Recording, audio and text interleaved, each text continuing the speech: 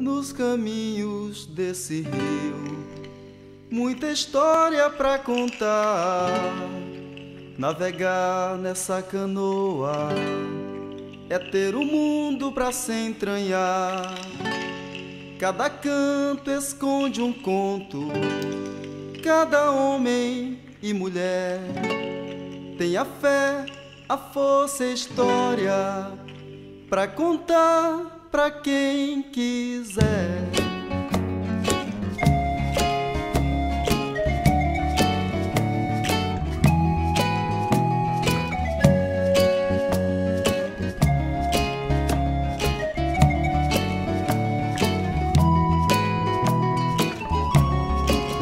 Adentramos a majestosa Amazônia, onde cada folha, cada criatura conta uma história que transcende o tempo. Na imensidão da Amazônia, entre rios serpenteantes e florestas que sussurram segredos, vivem histórias que atravessam gerações. Mitos e lendas moldam a identidade de um povo. Narrativas que antes ecoavam nas noites à beira do fogo, mas que, diante das transformações da modernidade, correm um risco de se perder no tempo. Neste documentário, viajamos ao coração da floresta para redescobrir essas histórias ancestrais, narradas por aqueles que as guardam e vivem. Um convite para mergulhar no imaginário mítico da Amazônia e entender sua importância na preservação da cultura e da memória de um povo.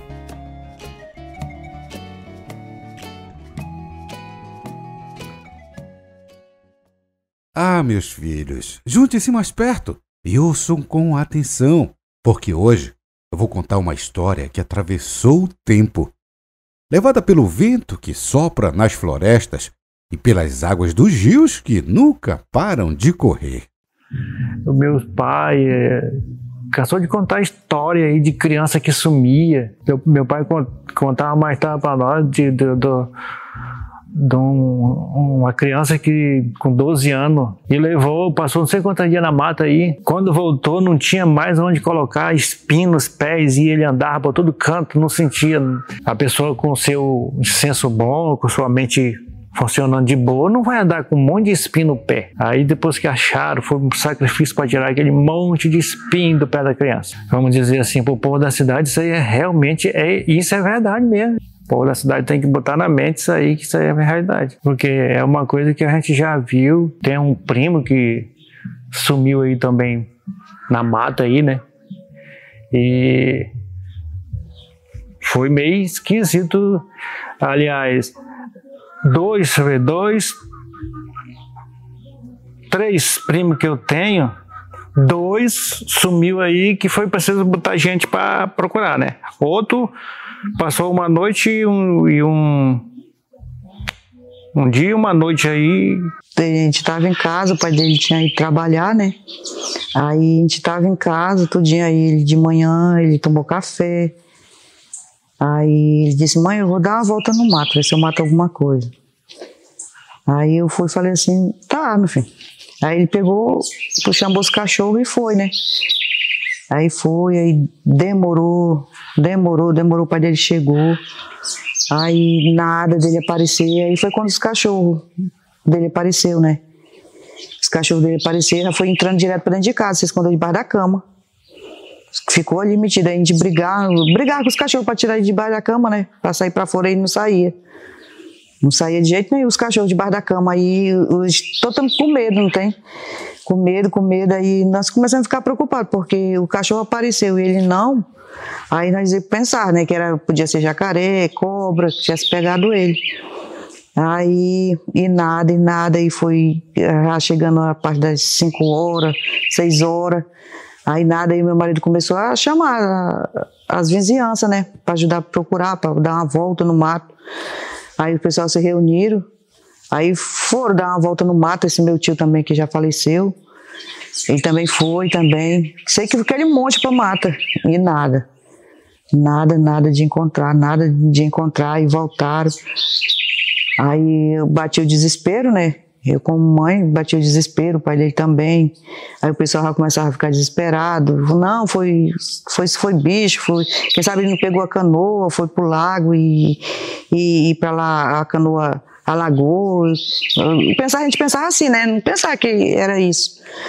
Aí, assim, quando chegou a parte da noite, que a gente já tinha parado meu marido tinha parado de ir atrás, aí chegou a parte da noite, a gente tava deitado, tava silêncio à noite, acho que era na base de umas 11 horas da noite, por aí assim, nós escutamos aquele grito, e era o grito dele, entende? Aquele grito, coisa, aí a minha cunhada, que é a mãe da minha que tá aí, tava lá, aí ela disse assim, escuta, é o Luca gritando, ele tá pedindo socorro. Aí a gente se levantou e ficamos escutando. Meu marido desceu assim e foi escutar. Era o grito dele. Aí tinha hora que o grito estava perto, aí tinha hora que o grito já estava no outro canto, não tinha aquele coisa assim, tinha hora que estava para cima, tinha hora que estava para baixo, tinha hora que estava para o meio, assim, aquele grito. Aí o pessoal se arrumaram, se levantaram, calçaram a bota e foram para o mato. Ele conta que, quando ele apareceu, ele conta que quando o pai dele estava procurando ele na mata, ele disse que o pai dele passava bem pertinho dele. Bem mesmo, ele vendo o pai dele, mas não podia falar, não podia se mexer, ele não podia se molgar, né? Porque o cachorrinho estava todo tempo ali, perto dele, do lado dele. Aí ele viu o pai dele passar, mas não podia falar. Aí ele disse que viu os pessoal procurando ele, tudo. E ele ali naquele meio, mas não podia falar. Aí chegou, amanheceu o dia. Aí a gente teve que chamar a polícia, corpo de bombeiros, esse negócio todo pra ir atrás. Aquele monte de gente, Aí as comunidades veio dali do outro lado do rio, daqui do Cujubim, os outros lá do Cujubinzinho. Aí se reuniu tudo, aquele monte mesmo, fizeram um mutirão na mata. Aí nada de encontrar ele, né? E assim mesmo, a comunidade nem o corpo de bombeiro achou. O marido da minha cunhada tinha pegado uma foto dele escondido da gente. A foto dele estava dentro da minha Bíblia. Aí ele pegou a foto, escondido. Aí foi que ele levou lá nesse homem, né? Quando ele chegou lá nesse homem, o homem já sabia lá que ele ia atrás dele, né? Aí disse assim, quando chegar fulano assim, manda ele entrar direto. Aí ele foi e entrou. Chegou lá e a mulher disse assim, não, pode entrar direto. Ele entrou. Quando ele entrou, ele disse assim, não precisa nem falar, só me dá a foto. Aí o cara disse assim, mas como você sabe que trouxe a foto? Não, só me dê a foto. Aí ele deu, olhou, né? Ele disse, realmente, ele está preso. Ele não vai soltar ele lá da mata. Ele só ia aparecer quando levasse cachaça e tabaco para o Curupira, né? Ele foi na vila, comprou tabaco, comprou uma garrafa de cachaça e levou e botou lá na casa onde esse meu primo, meu sobrinho tinha feito. Eles topavam pegada na mata, e aí eles diziam assim, ele parou aqui para beber água. Mas as pegadas não davam, não batia com o que eles coisavam, né? Que a pegada diz que era o contrário. A pegada diz que em vez de eles ir para a subida, a pegada era para a descida, era tudo torto, aquele monte de pegada, né? Dizem que o Curupira já habitava estas terras há muito antes de os homens colocarem suas ferramentas na floresta. Ele não é homem nem bicho, mas algo entre os dois. Um ser mágico, nascido do próprio coração da mata. Sua pele brilha como a cor das árvores ao entardecer. E seus cabelos são como chamas vivas, vermelhos como fogo. Mas o que mais chama a atenção são os seus pés, que andam para trás.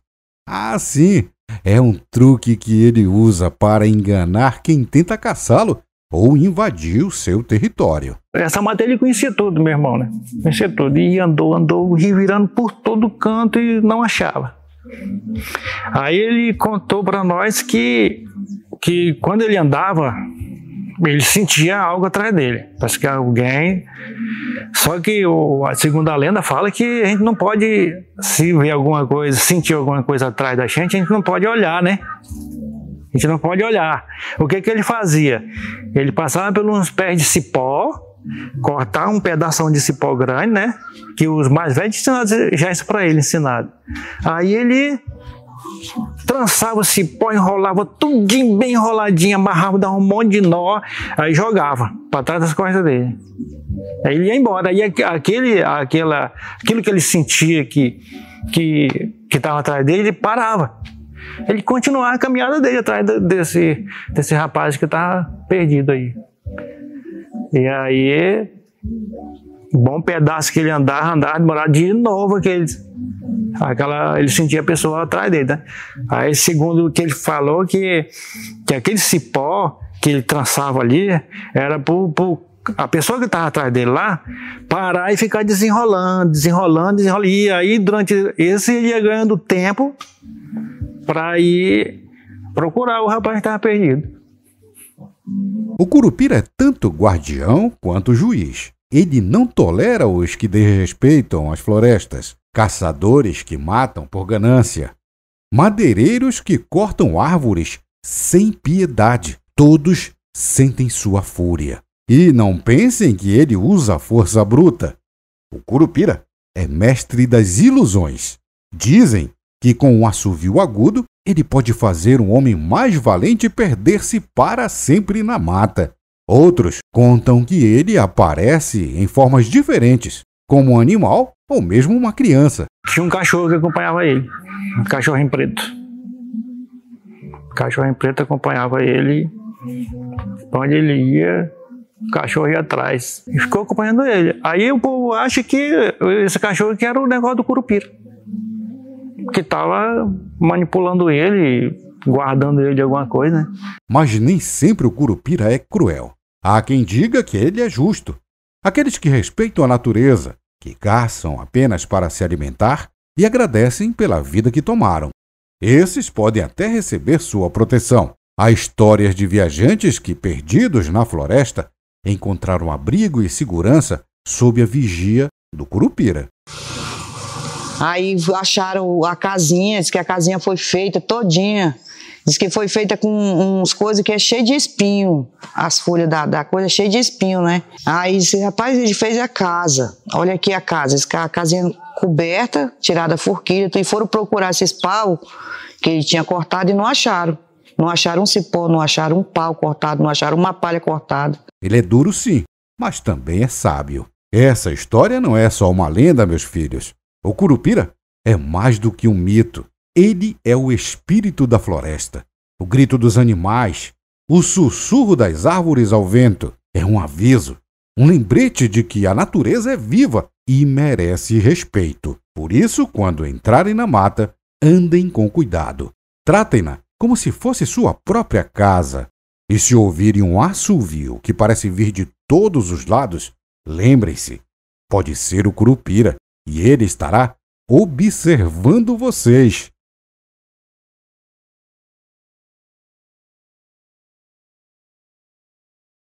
Escutem bem, porque o que eu vou contar não é para qualquer ouvido. Esta é a história da Matinta Pereira, a velha que carrega os segredos das noites escuras e os mistérios da floresta. Ela não é apenas uma lenda, mas um aviso, um sussurro que atravessa gerações. Quando o sol desaparece no horizonte e a mata é engolida pela escuridão, dizem que é a hora dela. E nesse tempo eu fui para a festa junina lá na cidadezinha de Beira de Rio e eu fiquei até mais tarde, todos foram dormir, né? E eu fiquei até mais tarde, até umas 12h30 por aí. E quando eu voltei para casa, que era uns 300 metros lá da praça, mais ou menos, eu vi um passarinho na cerca. Assim, parecia aqueles periquitos australianos. E esse passarinho ele ia voando, eu ia olhando para ele, e ele ia voando, voando. Passava para o outro lado, passava para o lado de cá, ia embora, voltava. E eu continuei andando no caminho de casa. Só que em dado momento assim, eu percebi, eu estava saindo já da cidade pequena, né? E estava chegando já na mata. Né? Aquele passarinho estava me tirando a atenção, pelo que eu entendo, né? E eu estava já saindo da cidade para entrar na mata. Aí eu me assustei, voltei correndo e fui para casa onde minha avó morava, né? Eu fui Eu fui ali no caldeirão ali, tem um garapé lá pra dentro, sabe? Eu não sei nem como é o nome do garapé. Sei que eu fui caçar pra lá, mas... Aí o cara falou, rapaz, aqui tem muito matinho. Eu digo, que bicho é esse? Isso é um matinho. É um pássaro, mas se ele assoviar, tu fica todo arrepiado. Eu digo, é mentira, rapaz. Aí quando foi 6 horas, eu entrei na canoa, subi de garapé acima. Fica lá no Caripuna, aqui no caldeirão. Abaixo do caldeirão um pouquinho, no garapé. Tem lá pra dentro, que entra por um de lá do outro lado do rio. Caripuna, no garapé. Aí eu fui pra lá. Aí eu remei mais ou menos até umas 7 horas da noite. Aí lá fiquei, né? Fiquei. Aí anoiteceu.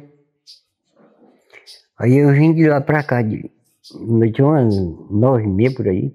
Vim baixando, focando, né? Naquele tempo a gente podia matar um bicho pra comer, agora, hoje em dia não. Essa matinta, eu cansei de ouvir ela assoviar, e é um assovio velho feio, cara, que você se arrepia todinho, né? E quem tem coragem, fica. Quem não tem coragem... E eu sempre andava em praia aí, mas eu não ia só. Eu tinha que ir com outro, né? Por causa que se assoviasse, e quando assoviava que eu tava com outra pessoa, já ficava com medo. Olha só assim. O pessoal fala que é a alma que anda por aí, que tá vagando. A Matinta Pereira vaga entre os mundos dos vivos e dos espíritos, anunciando sua presença com um assovio que faz os cabelos se arrepiarem. Esse assovio, não vem de nenhum pássaro ou vento. Ele é único, penetrante e parece vir de todos os lados ao mesmo tempo. Quem ouve sabe que a Matinta está por perto. E o melhor é respeitar sua passagem. Rapaz, aí começou uma assoviar para trás. Aquele assovio. Xiii. Aí o outro assobiava para frente. Xiii. Aí eu lembrei do cara e digo, meu Deus, rapaz, até hoje meu cabelo dá rupeia. Aí me lembrei do cara, digo, será que esse cara tá falando a verdade mesmo, que existe esse bicho? Mas eu já vi um matinho, mas é um pássaro. Rapaz, aquele bicho começou cada vez mais perto, e o outro cada vez mais perto, e eu descendo. A canoa já fazia assim, ó. Aí as pedrinhas feitas.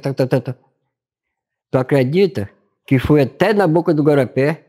Eu passei uns 3 dias meio cheio, ó. E não vi o bicho. Assoviar, focava para tudo, para um lado, focava para outro, tava quase meio doido. Aí, assoviava, aquilo chega a subir assim, e outro lado da frente, meu Deus, eu vou me assombrar sozinho.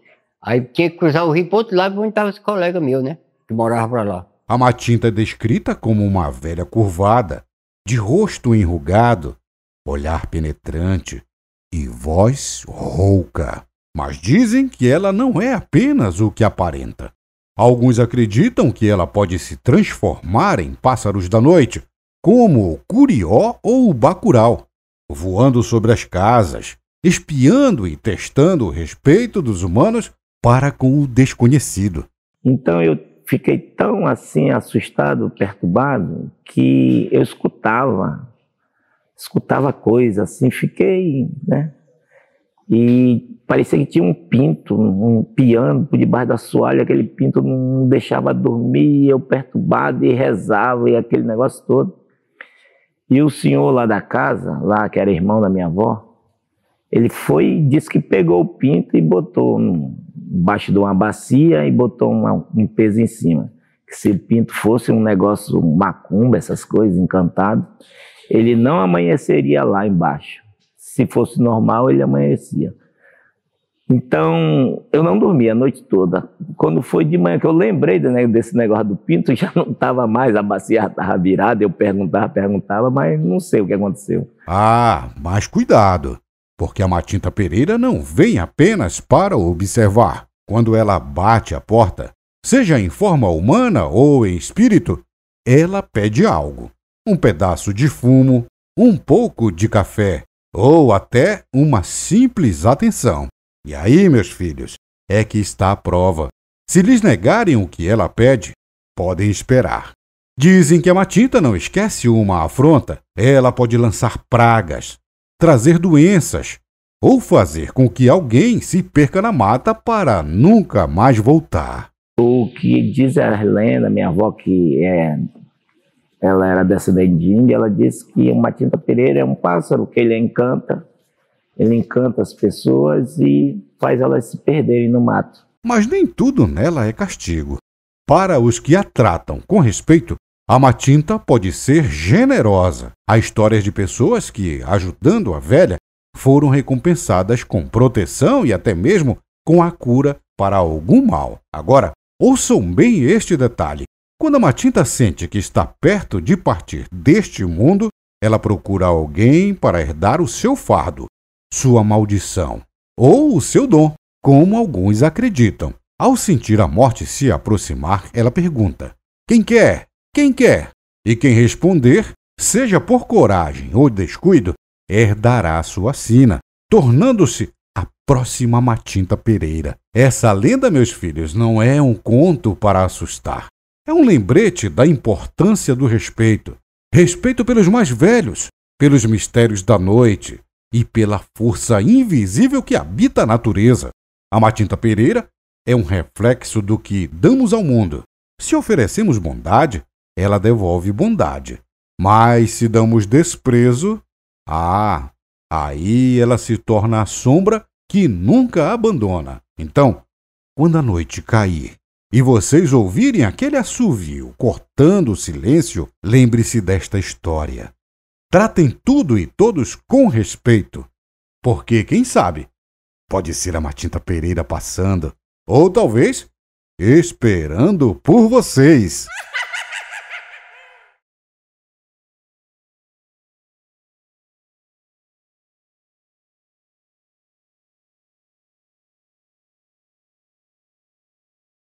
Nas águas escuras dos rios da Amazônia, vive um mistério que desafia os homens e encanta as mulheres. Um espírito, um encantado, um sedutor. Ele é o boto cor-de-rosa. Encantado, ele existe mesmo. Um dia meu avô estava pescando na cachoeira de 2 de Novembro.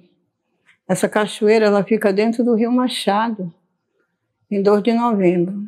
E é uma cachoeira muito bonita, o pedral lá é muito grande, muito bonito. Meu avô gostava de pescar à noite, né?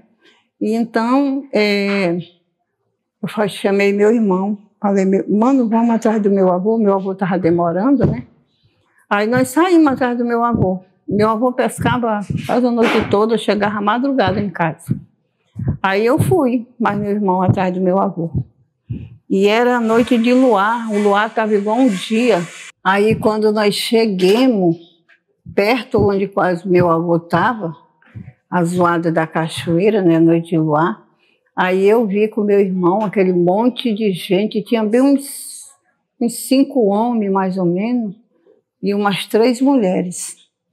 Aquelas mulheres brancas, muito lindas, cabelos cacheados, longos, né? Vestida de branco também, né? E aqueles homens todos de branco, um chapeuzinho branquinho também na cabeça. Aí meu irmão disse assim, tá cheio de gente aí, a gente nem vai porque o nosso avô, ele tá bem ali porque ele tá pescando, tem bastante gente com ele lá. Aí eu falei, mas nós precisamos saber quem são essas pessoas.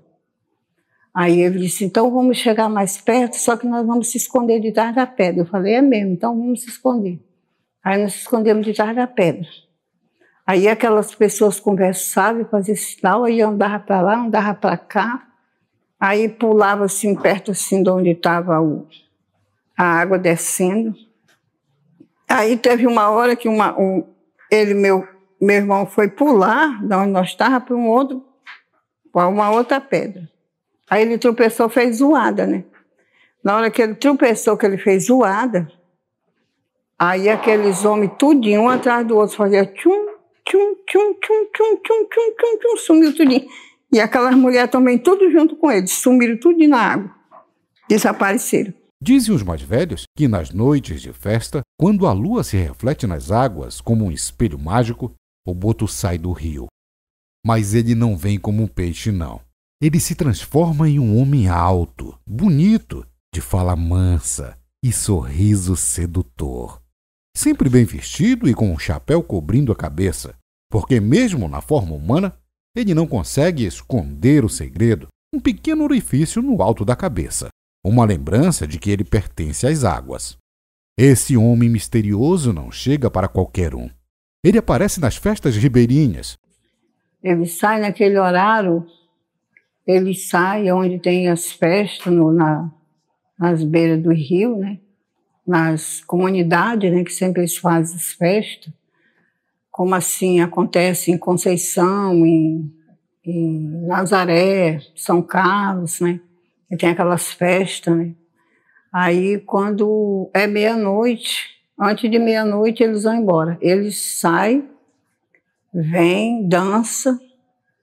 Você não sabe que numa festa existe muitas pessoas, né? Sabe de onde vem?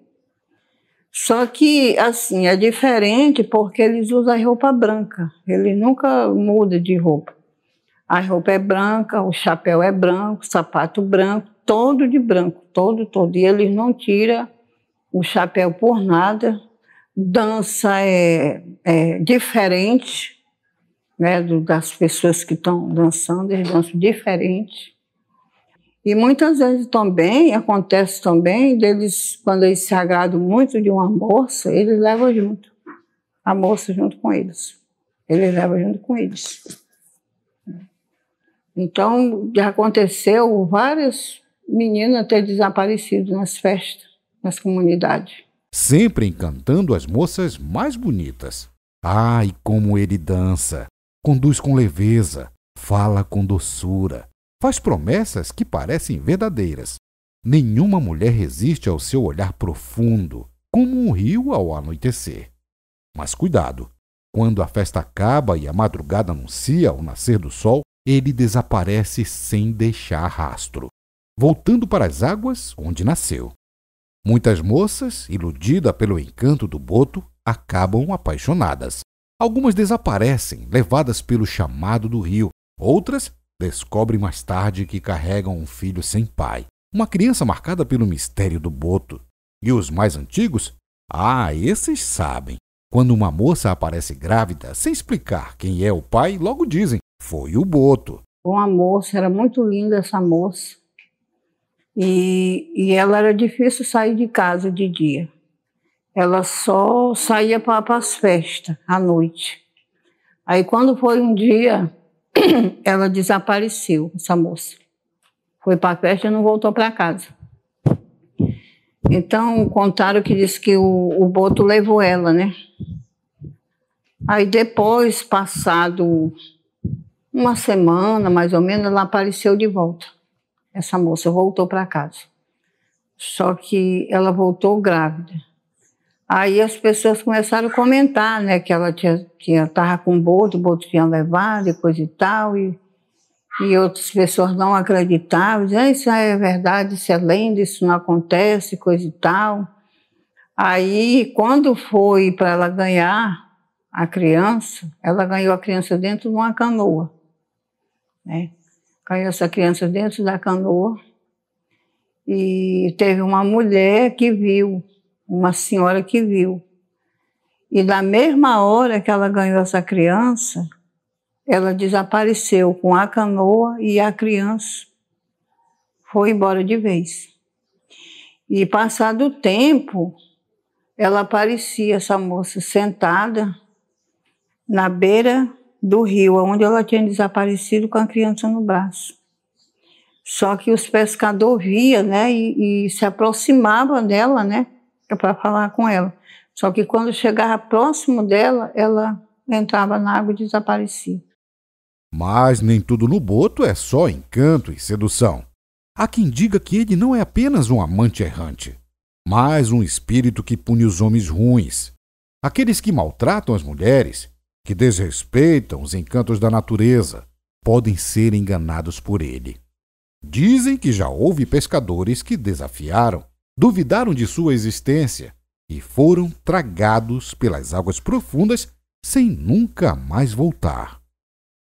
Essa lenda, meus filhos, não é só história de pescador. Ela é um lembrete de que o rio tem seus mistérios. E o amor, quando nasce por engano, pode ser tão traiçoeiro quanto as águas escuras na cheia. Por isso, quando forem a uma festa à beira do rio e encontrarem um homem bonito, sedutor, de chapéu na cabeça e um sorriso encantador, perguntem-se: será mesmo só um homem? Ou será o boto, pronto para levar mais uma alma ao seu destino nas profundezas?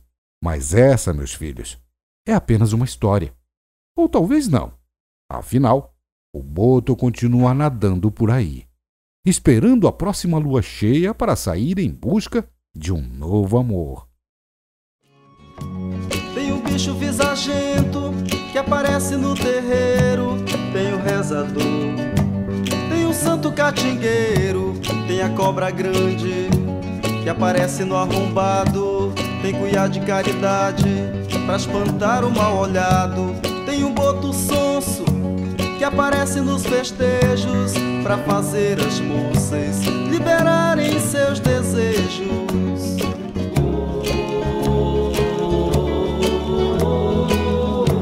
Todos os mistérios dessa mata e dessa água esse povo usa pra espantar a mágoa, pra sobreviver e explicar a dor, o azar e a sorte, a desgraça e o amor.